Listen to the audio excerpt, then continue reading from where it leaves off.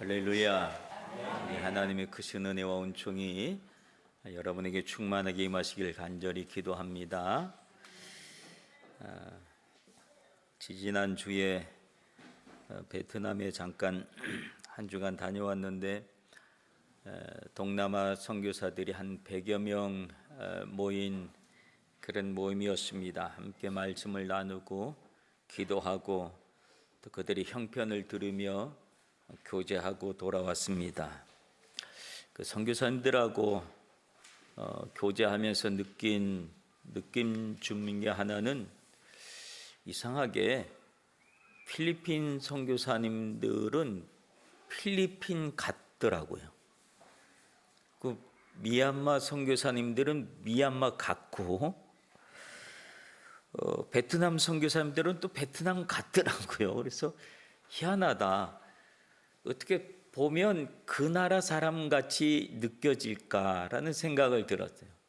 그랬는데 한 다른 나라 선교사님이 우리 사모를 보고 하는 얘기가, 사모님은 입을 딱 열면 일본어가 막 쏟아져 나올 것 같이 그렇게 생겼다 그러더라고요. 그래서 그들이 보기에도 우리가 그렇게 보이는가 보다 싶은 생각을 했습니다.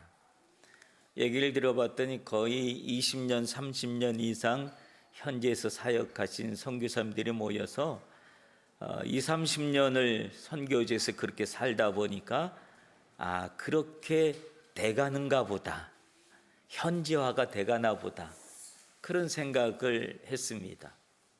하나님이 우리를 부르신 부르심의 자리에 서보면 우리도 모르는 사이에 그 부르심에 맞는 모습을 우리가 갖춰가고 있구나라고 하는 그런 생각을 한 주간이었습니다. 베트남에 가서 제일 놀란 것은 여러분 잘 알다시피 오토바이였습니다. 얼마나 많은지 도로에서도 차가 앞에까지 사선까지 오지를 않더라고요. 멀찌감치 쓰고 나머지 앞자리는 오토바이한테 다 내주더라고요. 오토바이가 먼저 다 오고, 그리고 신호 바뀌면 막 몰려오는데 어떨 땐 겁이 덜컥 나더라고요. 겁이 덜컥 나고, 그리고 또 시내를 이렇게 가는데 그 수많은 오토바이들이 얽히고 설켜서 막 가는데 우리는 경험을 못했으니까 꼭 사고가 날 것 같은 거예요.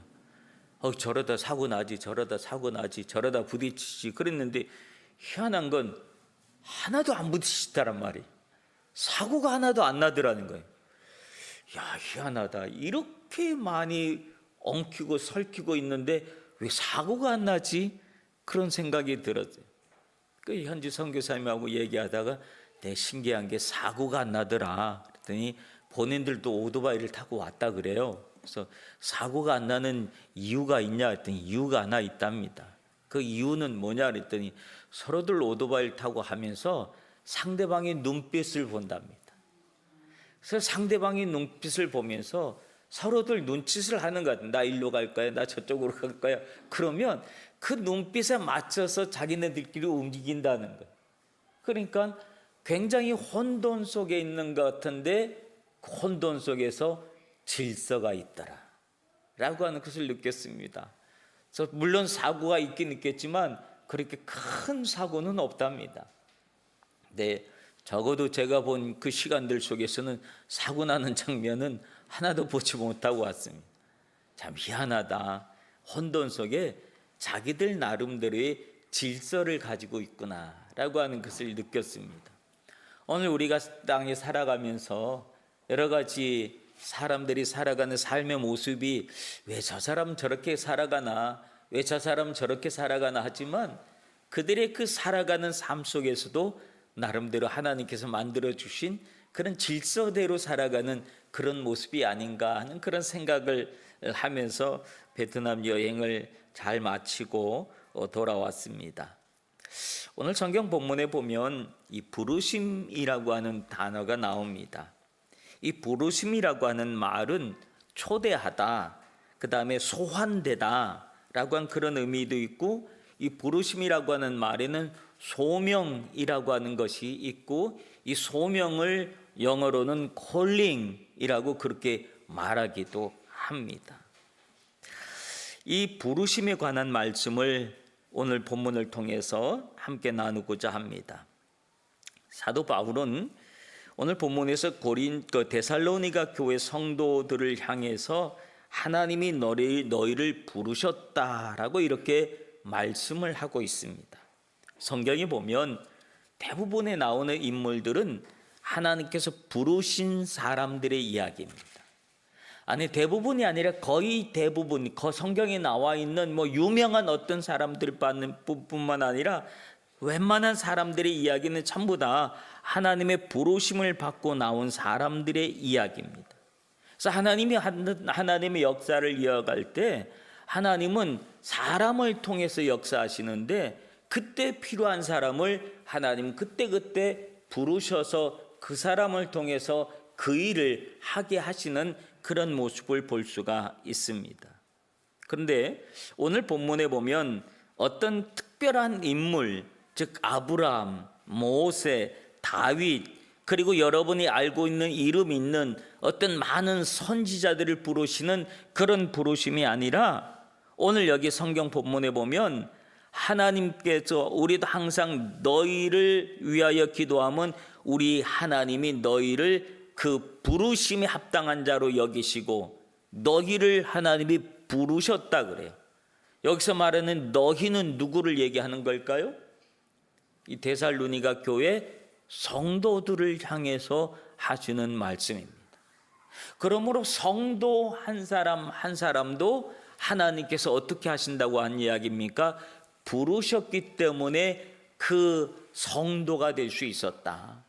데살로니가 교회 성도들이 한 사람 한 사람, 그 숫자가 얼마가 되는지 모르지만 아마 초대교회 숫자들은 그렇게 많은 숫자들이 아니었어요. 웬만하면 대부분의 교회들이 다 가정에서 하는 그런 교회였기 때문에 많지 않은 숫자이지만, 그러나 거기에 부름을 받은 모든 사람들은 다 하나님께서 부르셔서 성도 되게 하셨다라고 하는 거예요.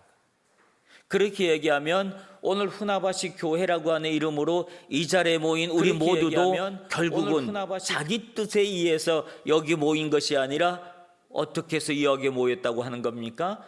하나님의 부르심을 받아서 이 자리에 앉아 있다라고 하는 이야기입니다. 아닌데 나 오늘 그냥 어떻게 할까 고민하다가 에이 교회나 가봐야지, 그리고 오늘 교회 왔는데, 아닌데 나 오늘 여기 어디 갈까, 여길 갈까 저기 갈까 막 하다가 오늘은 여기가 마음이 땡겨, 그래서 오늘 여기 왔는데, 사람들은 전부 다 자기의 이유를 가지고 자기 의지로 교회에 왔다고 그렇게 말을 하는 사람들이 있을 수 있습니다. 교회에 왔는데 그렇게 성경은 뭐라고 얘기하냐면, 요한복음 6장 44절에 보면 성경은 뭐라고 얘기하냐면, 나를 보내신 아버지께서 이끌지 아니하면 아무도 내게로 올 수 없나니라고 예수님이 말씀하고 있습니다. 즉 예수님께 우리는 다 하나님 앞에, 즉 예수님께 나왔는데, 오늘 우리가 나온 이 이끌림은 하나님께서 이끌어 주시지 않았으면 아무도 올 수 없었다라고 하는 이야기예요. 그런가 보면 어떤 사람들은 꼭 교회를 그렇게 가고 싶어도 갈라 그러면 꼭 무슨 일이 생긴 사람들이 얼마나 많은지 몰라요. 그런데 오늘 그 모든 일을 뒤로 하고 우리가 이렇게 교회에 와서 오늘 이 자리에서 함께 예배를 드릴 수 있었다는 사실은 하나님께서 나를 부르셨기 때문에 오늘 이 자리에 우리가 올 수 있었고, 이 자리에 앉아서 하나님 앞에 예배할 수 있었는 줄로 믿습니다. 그러므로 우리가 온 이 자리는 세상의 어떤 자리가 아니라 하나님을 예배하는 자리라고, 이곳은 하나님의 집이라고 하는 것. 그러므로 하나님의 집에 온 사람들은 하나님께서 부르신 사람들만, 하나님이 초대한 사람들만 올 수 있다라고 하는 사실입니다.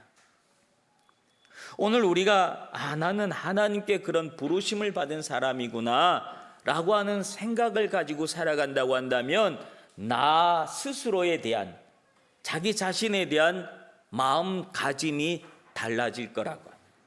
어떻게 달라질 거냐 하면 나는 하나님의 부름을 받은 사람이야 라고 하는 생각을 가지고 우리의 삶을 살아갈 수 있다라고 하는 사실인, 내가 하나님의 부르심을 받은 사람이라고 하는 그런 의식은 나에게 어떤 마음을 주냐면 영적인 프라이드를 주는 거예요.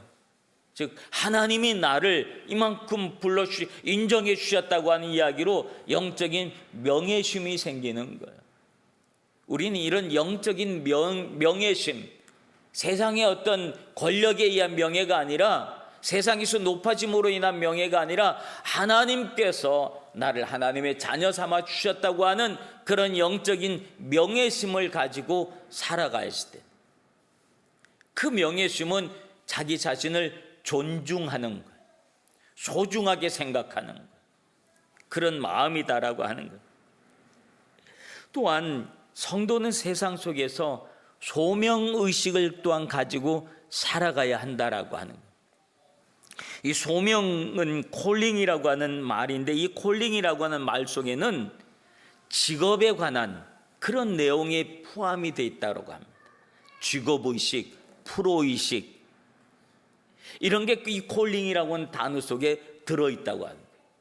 우리 오 목사님 그렇죠? 예. 그런 거예요. 그러므로 하나님께서 나를 이 일을 위해서 불러주셨다, 하나님이 나에게 이 일을 맡겨주셨다라고 하는 소명, 사명의식으로 살아가야 한다라고 하는 그런 이야기입니다. 이런 의식을 가지고 살아가는 사람은 비록 그가 하는 일이 허들의 일처럼 보일지 모르지만, 그냥 청소부로 빗자를 들고 거리를 쓰는 그런 사람의 모습으로 보일지 모르지만, 이런 의식을 가지고 살아가는 사람은 아니야, 나는 청소부가 아니야, 나는 지구를 깨끗하게 하는 사람이야, 하나님이 나에게 이 부분에서 이 부분까지 이 지구를 깨끗하게 하라고 나에게 소명을 주셨어, 나는 그 일을 하는 사람이야 라고 자기가 하는 일에 대한 가치를 부여할 수 있다. 그게 프로의식을 가진 사람들. 하나님께서 부르신 사람은 그런 프로의식을 가지고 세상에서 여러분에게 맡겨진 그 직장에서 최선을 다하면서 살아가는 것이 소명받은 사람, 즉 부르심을 받은 사람의 삶의 모습이 되어져야 한다라고 하는 사실을 말씀해 줍니다.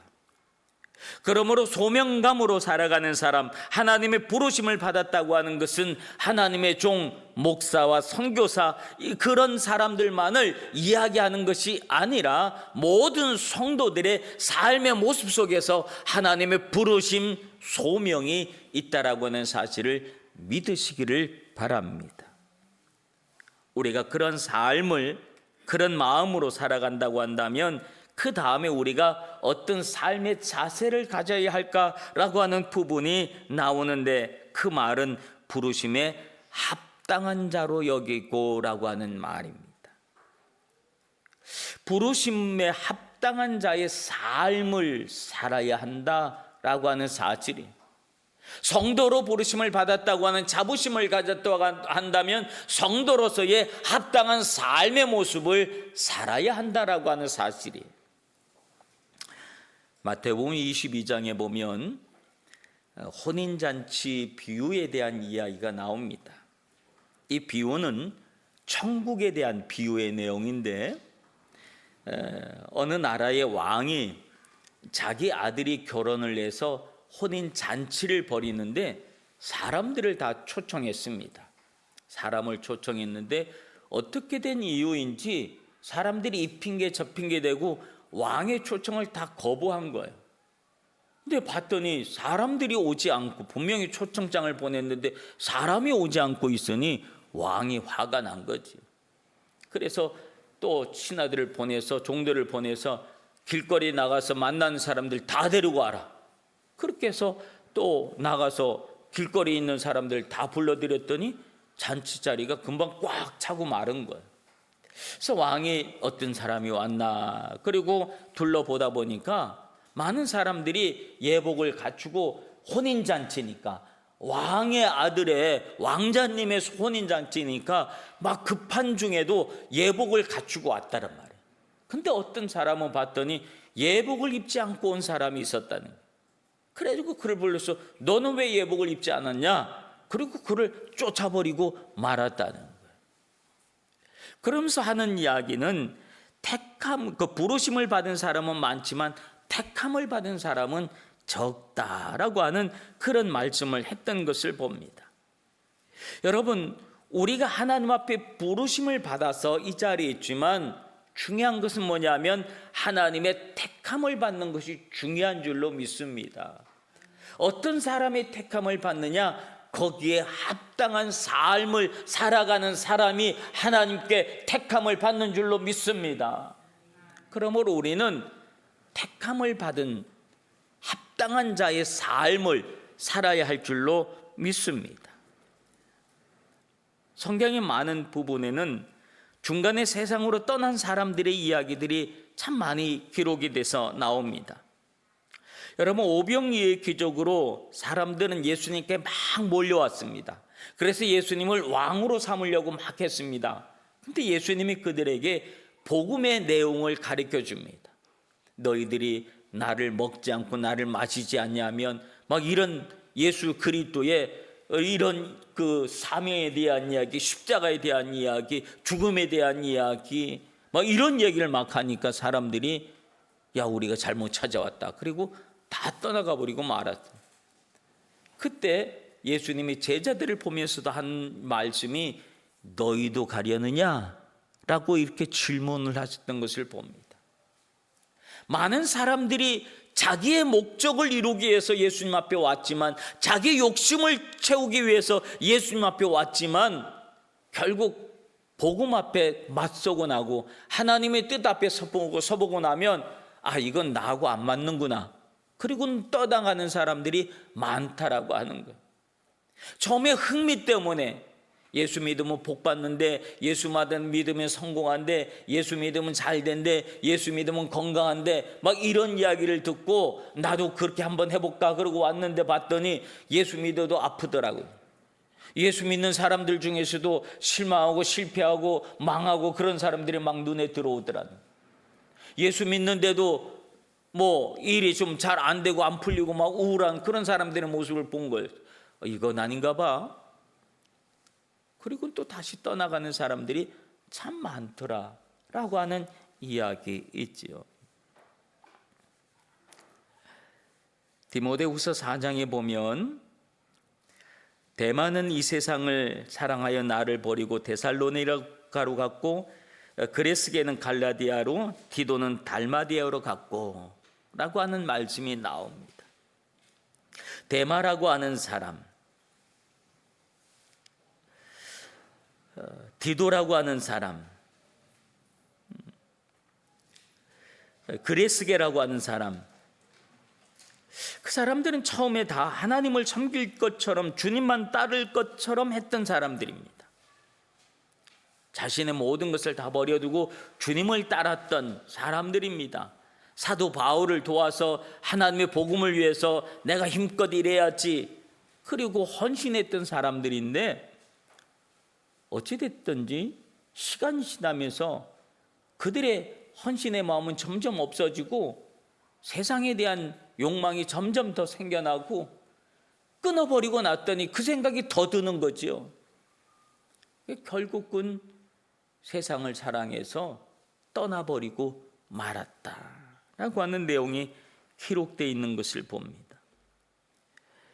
여러분, 우리가 이 땅에 살아가면서 그런 때가 참 많이 있어요.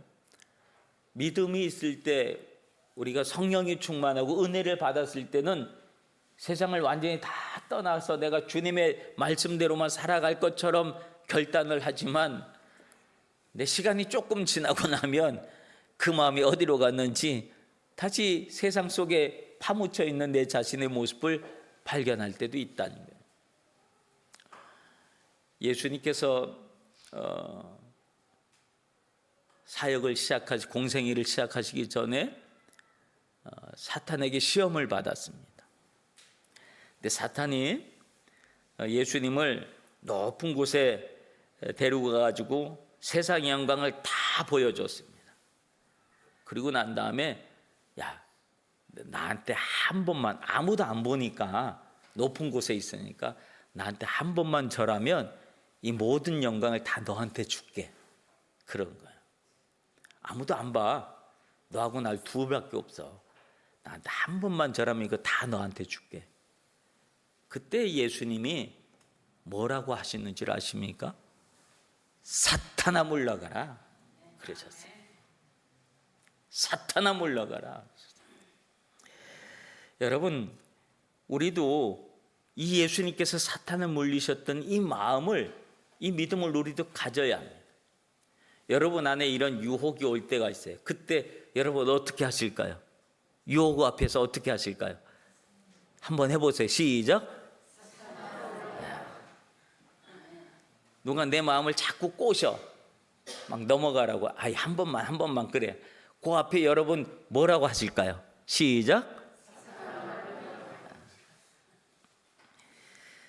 그래, 우리 마음속에 그런 생각이 들 때 우리는 예수님이 하셨던 것처럼 그런 마음의 자세를 가져야 돼. 어떤 마음? 사탄아 물러가라. 유혹이 올 때마다 사탄아 물러가라. 욕심이 생길 때마다 사탄아 물러가라. 이생의 자랑이 막 세상을 향해서 가고 싶은 내 마음이 막 들 때 사탄아 물러가라. 내가 누군가를 비방하고 막 욕하고 그러고 싶을 때 사탄아 물러가라. 우리가 그런 믿음을 가질 때에 오늘 우리는 다워질 수 있다는 거예요. 어떤 성도 다워질 수 있다는 거예요. 오늘 이것이 우리에게 얼마나 중요한 것인지 몰라요. 부르심에 합당한 자의 삶을 사는 것.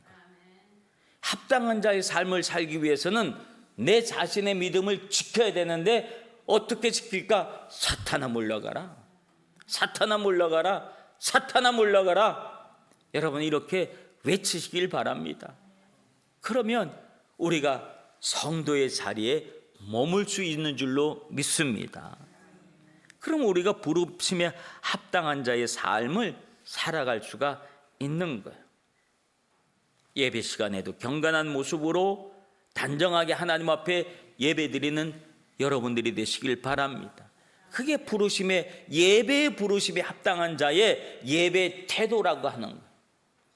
그래서 예배 드릴 때도 우리가 딴 생각하면 안 돼. 주님을 바라볼 수 있어야 돼. 딴짓하면 안 돼.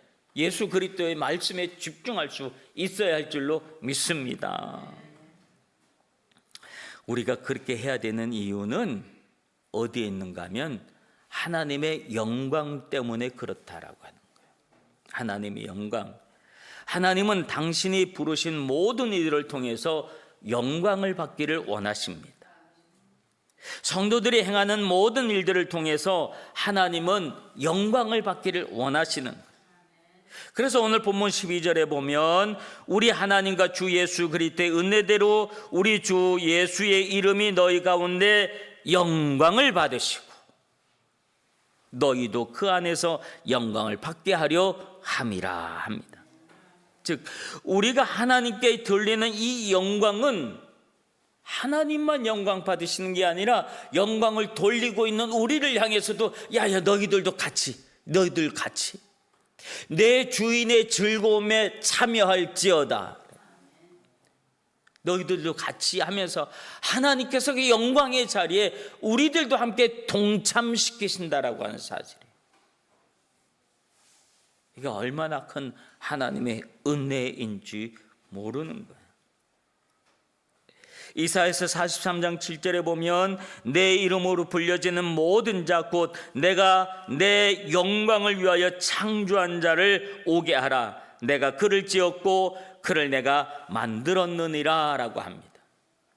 하나님의 모든 이들을 만드신 이유, 부르신 이유는 나의 영광을 위하여, 하나님의 영광을 위하여 하나님은 오늘 이 자리에 여러분을 불러주신 줄로 믿습니다.